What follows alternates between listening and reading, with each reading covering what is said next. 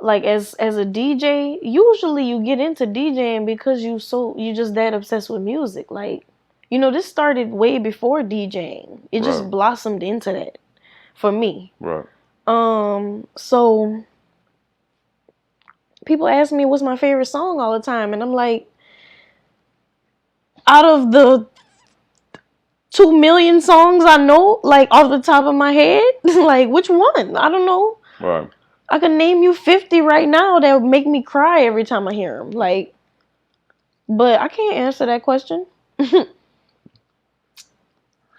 So, coming from high school, did you go to college after high school? Did you just? I did.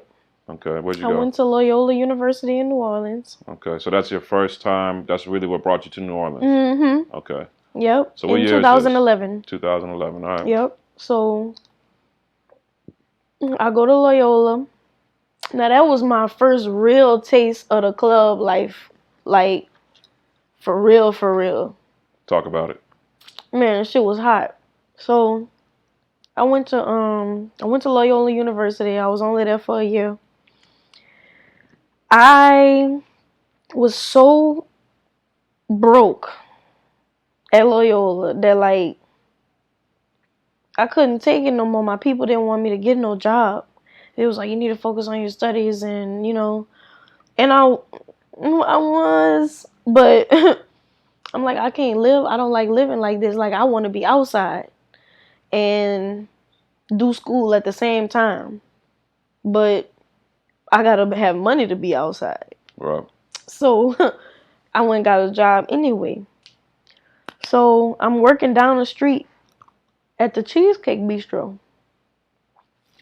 on St. Charles in New Orleans. It's not there anymore, but Lil Wayne used to be eating in there. Like, it was a kind of hot spot at that time. Mm-hmm. So one day Currency walked in there, and that was when I had first really started like trying to record mixes and save them. I was listening to them at work when I had the chances to, and I really wasn't supposed to be doing that because I was a hostess. But one day he came in there, and I walked him to his table, and like, that's how we ended up meeting.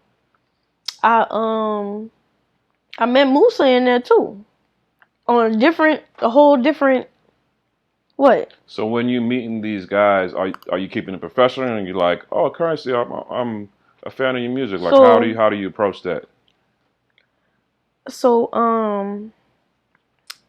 I kept it. I would keep it professional, but Musa ended up asking me and my homegirl, who was also working with me, like, we was cool. We just so happened to be working the same shift that night. So when Musa came in, they had a show that I want to say it was like a 4th of July show or something, and he invited us to the show.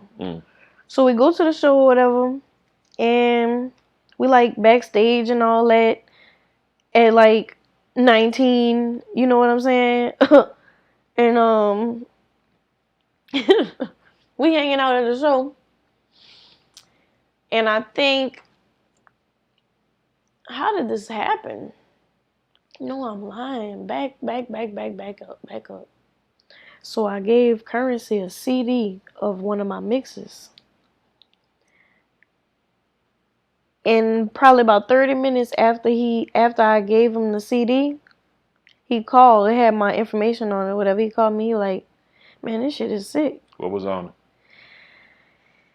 It had everything from, it was probably about a little 25, 30-minute mix, right?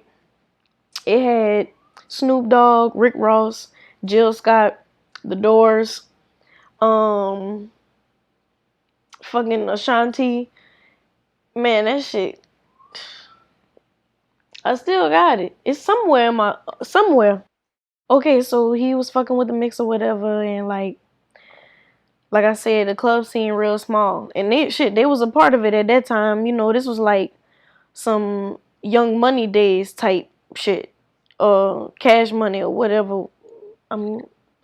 Fact check me on that. But whatever you want to call that. Mm-hmm. But so they was like in the club a lot, popping out a lot or whatever. So no, I'm lying. This was like DD 172 days. Oh, damn, dash. Okay. Yeah, that. So yeah, like I was outside a lot, I would see them often. Fast forward, I ended up leaving Loyola. So, my face was known or whatever in the amongst New Orleans. Mm-hmm. But I ended up going back to Baton Rouge because I didn't want to go to school no more. And I don't know. It worked like that. I was young. I ain't have no money. I wasn't about to spend money to continue to stay in New Orleans. So I went home. And I was still DJing, but I was working a lot too. Like, just really trying to stack and get it. So I ended up getting a gig at Vibes across the river. Which is a... It's a club in Baton Rouge. Okay. It's not Baton Rouge, it's technically in like Plaquemine or something.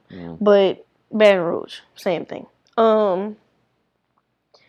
I started there like as far as like my club timeline. I started there, and then I started getting like, people started knowing me as a DJ like in a club scene. And then I started getting other gigs around Baton Rouge and getting known and getting other like little residencies, I guess. Right. So fast forward a little bit more, I started DJing at this spot called The Station where I met Fiend at.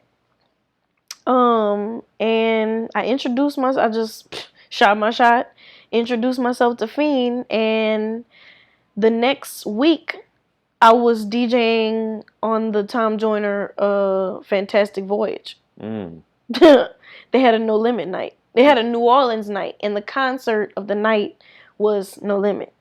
So that happened, and then at the time he was doing a lot of his International Jones alter ego drops.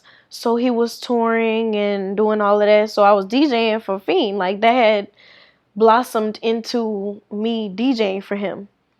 So then, that just kind of tied the whole jet life, New Orleans thing not for me. So